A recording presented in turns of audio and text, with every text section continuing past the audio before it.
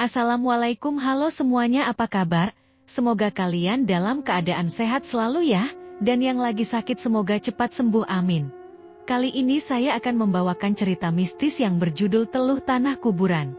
Perkara asmara merenggut nyawa, langsung saja yuk kita mulai. Berbicara soal teluh memang tidak akan ada habisnya. Bukan hanya di zaman dulu, di zaman sekarang saja praktek ilmu semacam itu masih saja berkeliaran. Pada kesempatan kali ini, saya akan berbagi cerita tentang teluh tanah kuburan. Cerita ini saya dapatkan dari seseorang. Cerita singkat yang saya kemas dan saya rangkum sedemikian rupa. Jika ada kesalahan dalam penulisan, saya mohon maaf, karena itu murni kesalahan saya sendiri. Jangan lupa siapkan segelas kopi untuk menemani waktu kalian. Sudah siap? Bawa deh. Tas. Jangan bertele-tele. Zaki, seorang pengusaha sukses, yang baru beberapa tahun ini menikah, dan dikaruniai seorang putri. Ia merasa dalam 5 bulan terakhir ini, omsetnya semakin menurun. Bukan hanya itu saja, pelanggan yang biasa membeli di tokonya, kini sudah tidak lagi berkunjung. Zaki sendiri tidak mengerti penyebab dari semua ini, padahal bahan yang ia jual kualitasnya terbilang bagus. Toko yang Zaki kelola adalah toko bahan kue, tobaku, dan jajanan anak-anak, makanan ringan. Setiap hari Zaki selalu membuka toko bersama 3 karyawannya. Namun yang berkunjung hanya 1-3 orang saja, bahkan hampir tidak ada sama sekali. Untuk menggaji karyawannya, maka ia harus menggunakan penghasilan dari usaha jajanannya. Namun semakin lama, penghasilan yang didapat sangatlah minim, bisa dikatakan terbilang rugi. Hingga akhirnya, dengan terpaksa ia pun memberhentikan karyawannya. Kini kedua usahanya ia kelola sendiri. Ya walaupun repot, setidaknya usahanya masih bisa berjalan. Hingga pada suatu hari, salah satu temannya, Rusdi, berkunjung ke toko Zaki. Setelah memarkirkan kendaraannya, Rusdi menghampiri Zaki, lalu menyapanya, "Halo Zak, apa kabar? Tumben baru buka? Kemana aja selama ini?" Zaki tidak langsung menanggapi, dirinya masih terdiam memikirkan usahanya yang sudah bangkrut. "Hei, ditanya kok malah bengong?" ucap Rusdi sambil menggoyangkan tangan di hadapan Zaki. "Tunggu, kamu tanya apa tadi? Apa aku tidak salah dengar?" tanya Zaki. "Tumben baru buka, akhir-akhir ini aku lihat tokomu selalu tutup," jelas Rusdi. Zaki terdiam sejenak, mencerna perkataan Rusdi. Ia mulai mengingat-ingat kapan terakhir ia menutup tokonya. "Rus, aku tidak pernah menutup toko, selain hari Jumat," ucap Zaki. "Kamu jangan bercanda, Rus," lanjutnya. Kemudian, Rusdi menanyakan karyawan Zaki yang sedari tadi tidak terlihat. Seketika itu, Zaki langsung mengusap keningnya. Lalu menceritakan kepada Rusdi, bahwa beberapa hari ini, ia telah memberhentikan karyawannya. Zaki sudah tidak sanggup lagi untuk menggaji karyawannya. Hal itu karena usaha yang dikelolanya omsetnya mulai menurun, bahkan jauh dari kata untung. Beberapa barang berharga miliknya sudah dijual, untuk menutupi kerugiannya selama ini. Rusdi hanya tertegun sekaligus prihatin mendengar penjelasan Zaki. Zaki yang dikenal pekerja keras, belum pernah rasanya melihat Zaki terpuruk seperti ini, apalagi hanya karena usahanya bangkrut. Sebagai teman, Rusdi tidak dapat berbuat banyak selain memberi saran kepada Zaki. "Coba sesekali dikasih harga promo," saran Rusdi. Namun rupanya saran itu sudah dilakukan oleh Zaki, bahkan sebelum tokonya ramai. "Permasalahannya, setiap orang yang lewat depan tokoku, sama sekali tidak ada yang melirik," jelas Zaki. Rusdi sendiri terlihat bingung, ia tidak tahu harus memberi saran apa lagi kepada temannya. Tiba-tiba Rusdi teringat mengenai pertanyaannya yang pertama. "Oh iya, Zak. Apa kamu tidak tahu bahwa akhir-akhir ini tokomu selalu tutup?" tanya Rusdi. "Coba deh tanyakan pada beberapa pelangganmu. Jika jawabannya sama, kemungkinan tokomu dijahili seseorang," jelas Rusdi. Zaki yang tidak percaya akan hal-hal semacam itu, dirinya menganggap ucapan Rusdi hanya sekedar bualan. Di zaman sekarang, mana ada orang jahil? Pikir Zaki. Setelah berbincang cukup lama, Rusdi pun pamit karena ia harus bekerja. Sementara Zaki, dirinya masih bengong memikirkan usahanya. Sudah setengah hari Zaki masih belum melayani pembeli. Bahkan sudah menjelang sore tak ada satupun orang yang berkunjung ke tokonya. Hingga menjelang maghrib, Zaki baru menutup tokonya dan bergegas pulang ke rumah. Keesokan paginya, Zaki memutuskan untuk tidak membuka toko. Ia teringat akan saran dari Rusdi, tidak salah juga jika ia menanyakan kepada beberapa pelanggannya. Pagi-pagi sekali Zaki sudah berkeliling mengendarai motornya. Satu pelanggan sudah ia tanyakan, dan jawabannya sama persis dengan ucapan temannya. Zaki pun berkeliling kembali, menemui pelanggan lainnya. Namun pada pelanggan yang kedua jawabannya berbeda, bahkan membuat Zaki terhenyak kaget. Masa sibuk berjamur, padahal itu masih baru, loh, ucap Zaki. Bukan hanya berjamur Zak, bahkan sudah dipenuhi belatung, jawab si pelanggan penuh kekecewaan. Kemudian, pelanggan itu masuk ke dalam rumahnya, lalu mengambil satu bahan kue yang dibelinya beberapa hari lalu. Nih kamu lihat sendiri, kemasan dalamnya belum aku buka, ucapnya sambil memberikan bahan kue kepada Zaki. Lalu Zaki membuka bungkus bahan kue tersebut, dan benar saja, bahan kue tersebut sudah dipenuhi belatung. Padahal kemasannya masih tersegel, yang terbuka hanya bungkus luarnya saja. Dengan ketus sekaligus menumpahkan rasa kekecewaannya, pelanggan itu berkata, "Kalau jualan yang benar, Zak. Barang yang sudah tidak layak kamu jual. Niatnya mau aku kembalikan, ternyata tokomu tutup." Karena sudah terlanjur membuat pelanggannya kecewa, Zaki mencoba untuk mengganti bahan kue tersebut. Namun si pelanggan menolak, dengan alasan khawatir jika bahan kuenya tidak layak dikonsumsi. "Lebih baik kembalikan uangnya saja," pinta si pelanggan. Dengan terpaksa Zaki merogoh sakunya, dan mengembalikan uang sesuai dengan harga barang. Sebelum pamit, Zaki pun meminta maaf, karena sudah membuat pelanggannya kecewa. Selama dalam perjalanan, tak henti-hentinya ia memikirkan bahan kue yang dilihatnya tadi. Karena penasaran, Zaki menyempatkan diri mampir di tokonya, sebelum dirinya pulang ke rumah. Setelah memarkirkan motor, ia pun bergegas membuka toko, lalu memeriksa salah satu bahan kue yang dijualnya. Begitu ia membuka bungkusnya, sontak saja Zaki langsung terperanjat. Rupanya bahan kue tersebut sudah berair, bahkan tercium bau basi. Zaki memeriksa bahan kue lainnya, dan semuanya sama. Bahan kue yang Zaki jual sudah tidak layak dikonsumsi. Aneh, jika memang sudah basi, seharusnya dari dulu sudah tercium baunya, gumam Zaki penasaran. Zaki pun menutup tokonya kembali, lalu bergegas pulang ke rumah. Sesampainya di rumah, Zaki tidak langsung masuk. Ia hanya duduk di teras rumah, memikirkan hal-hal yang menurutnya sangat janggal. Tidak lama kemudian, suasana di luar rumah terasa sangat panas, hingga membuat Zaki kegerahan. Keringat dari tubuhnya mulai bercucuran, lantas ia pun bergegas masuk ke dalam, dan langsung menuju kamar mandi untuk menyegarkan badannya. Selesai mandi, Zaki menghampiri anak dan istrinya, Herni, yang sedari tadi duduk santai di ruang tamu. Zaki pun bertanya kepada Herni, "Neng, kamu tidak merasa gerah, kah?" "Tidak, Kang," jawab Herni singkat. "Aneh, padahal tadi sudah mandi, tapi kenapa masih saja gerah?" gumam Zaki. Semakin lama Zaki rasakan, hawanya mulai terasa panas, dan anehnya hanya Zaki sendiri yang merasakan. Tidak lama kemudian, Zaki izin pamit kepada istrinya.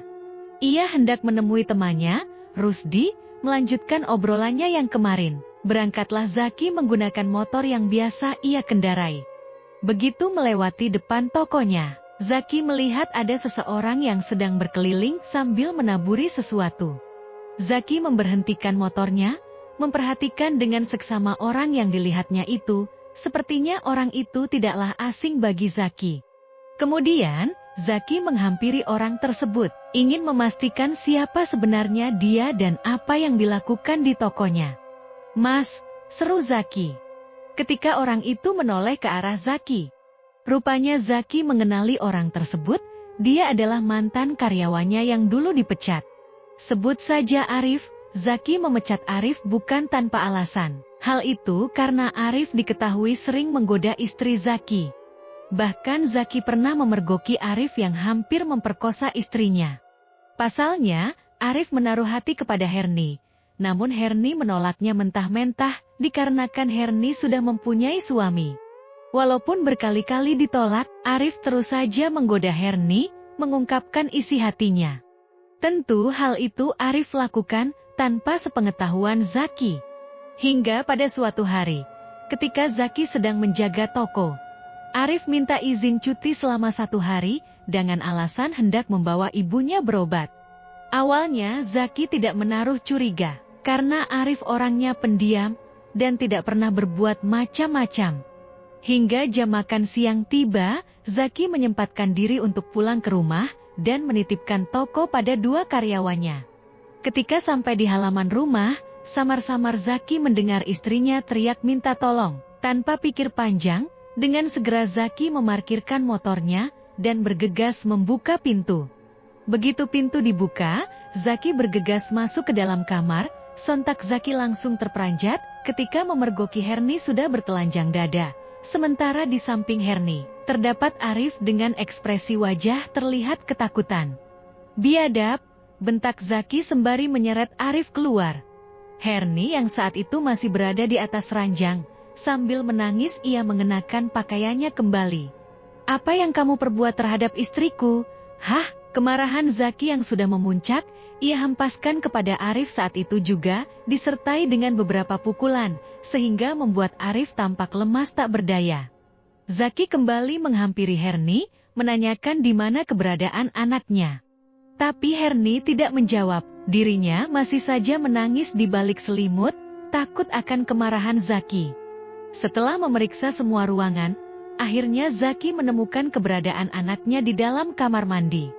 Dengan tangan yang sudah terikat serta mulut tersumpal kain, membuat Zaki semakin naik pitam. Kemudian Zaki melepas semua ikatan, lalu membawa anaknya menghampiri Arif. Di situ Zaki menumpahkan semua kemarahannya kepada Arif. Keesokan paginya, meski tubuh Arif penuh dengan luka, Arif memaksa bekerja sekaligus ingin meminta maaf kepada Zaki. Mengingat perbuatan yang dilakukan oleh Arif kemarin, rasanya tidak pantas untuk dimaafkan, dan secara tidak hormat Zaki langsung memecatnya. Tentu saja tindakan Zaki ini membuat Arif sakit hati. Dengan dipenuhi rasa dendam, Arif pergi dari hadapan Zaki. Semenjak dipecatnya Arif, Zaki sudah tidak pernah bertemu lagi dengannya. Bahkan sudah 5 bulan terakhir ini, Arif tidak pernah kelihatan. Hubungan Zaki dengan Herni pun perlahan mulai membaik. Hingga pada hari ini, Zaki baru bertemu lagi dengan Arif, itu pun tanpa sengaja. "Loh, Arif, apa yang kamu lakukan di sini?" tanya Zaki. Begitu Arif mengetahui yang ada di hadapannya adalah Zaki, sang pemilik toko. Seketika itu juga Arif langsung berlari. "Aneh, ditanya kok malah kabur," gumam Zaki. Zaki tidak memikirkan hal itu lebih dalam. Lantas ia pun menyalakan mesin motornya kembali, lalu bergegas menuju rumah Rusdi. Sesampainya di rumah Rusdi, dilihatnya Rusdi tengah duduk santai di teras rumah sambil menyesap kopi. Rusdi yang melihat kedatangan Zaki, ia pun langsung menyapa, "Weh Zak, kebetulan sekali kamu datang." Zaki segera memarkirkan motornya, lalu menghampiri Rusdi dan duduk di sampingnya. Mereka berdua mengobrol seperti biasa, sambil sesekali membicarakan hal-hal yang menurut mereka janggal. "Gimana, sudah ditanyakan kepada pelangganmu?" tanya Rusdi. "Sudah Rus," jawab Zaki singkat. Zaki menceritakan kejadiannya dari beberapa pelanggan yang ia temui, hingga bertemunya dengan Arif, mantan karyawannya dulu. Meski tidak percaya sepenuhnya, Zaki pun membenarkan saran Rusdi, kemungkinan tokonya memang sengaja dijahili seseorang. Setelah mendengar penuturan Zaki, Rusdi langsung menaruh curiga terhadap Arif. Dengan ekspresi wajah yang begitu serius, Rusdi bertanya kepada Zaki, "Apa kesalahan yang dilakukan oleh Arif? Sehingga kamu memecatnya?" "Aku memergoki Arif yang hampir saja memerkosa istriku, Rus," jawab Zaki. "Bahkan keduanya sudah dalam keadaan telanjang." Tidak salah lagi, dia mungkin menaruh dendam padamu, Zak, ucap Rusdi, begini saja deh, kamu harus segera mengambil tindakan, sudah pasti pelakunya adalah Arif. Aku yakin itu. Akan tetapi, Zaki tidak mengindahkan ucapan Rusdi. Ia masih menyangka bahwa tokonya sepi karena memang kualitasnya kurang bagus. Aku punya kenalan. Kalau kamu mau, aku bisa mengajakmu sekarang juga. Rusdi mencoba meyakinkan temannya. Aku pamit, Rus, ucap Zaki mengakhiri obrolan. Mungkin perilaku atau saran Rusdi terlalu berlebihan, sehingga membuat Zaki jenuh. Zaki bergegas pulang setelah berpamitan dengan Rusdi. Setibanya di rumah, Zaki merasakan kembali hawa panas di dalam rumahnya, sehingga membuat Zaki merasa tidak nyaman.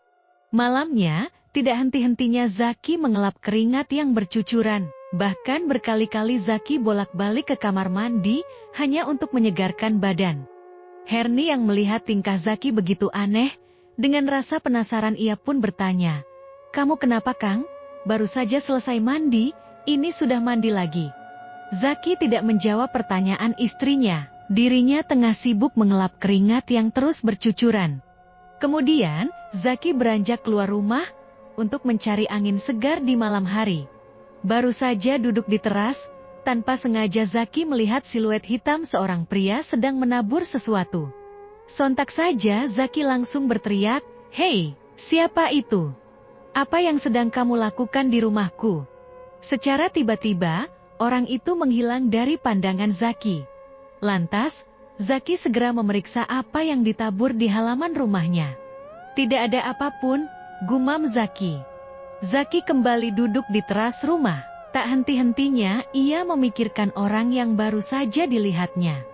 Hingga sampai tengah malam, Zaki masih belum beranjak dari tempat duduknya, kedua matanya sama sekali tidak merasakan kantuk.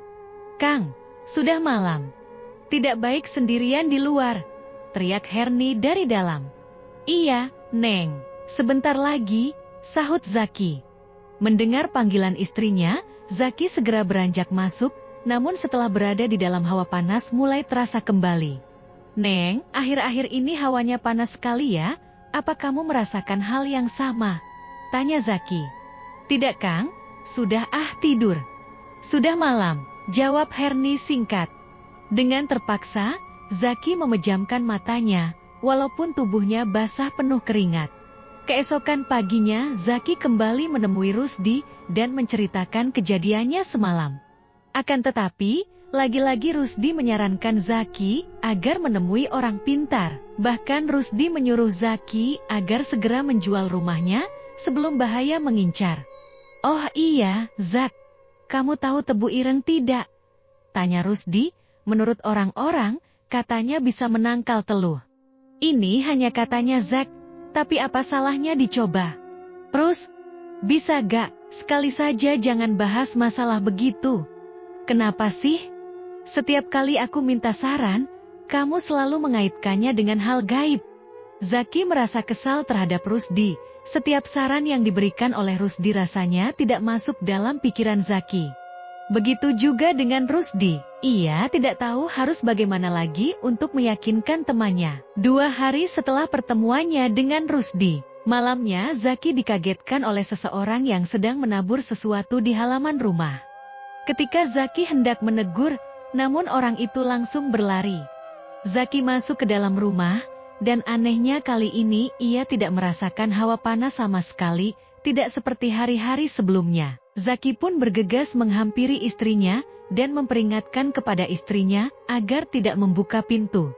Khawatir jika orang misterius itu berbuat kejahatan terhadap keluarganya. Keesokan paginya ketika Zaki bangun dari tidur, Zaki melihat Herni sedang berkemas. Semua barang-barang sudah dimasukkan ke dalam tas.